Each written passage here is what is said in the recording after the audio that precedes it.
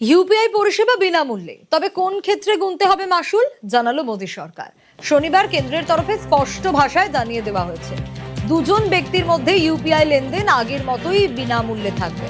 এর জন্য কোনো বাড়তি চার্জ করা হবে না, কিন্তু বাণিজ্যিক লেনদেনের কিছু ক্ষেত্রে ইউপিআই লেনদেনে সামান্য মাসুল গুনতে হবে গ্রাহককে। তাও কোনো অবস্থাতেই যিনি টাকা পাঠাচ্ছেন তার কাছ থেকে মাসুল কাটা হবে না। শুধুমাত্র নির্দিষ্ট কিছু বাণিজ্যিক লেনদেনের ক্ষেত্রেই টাকা কাটা হতে পারে, জানিয়েছে সরকার।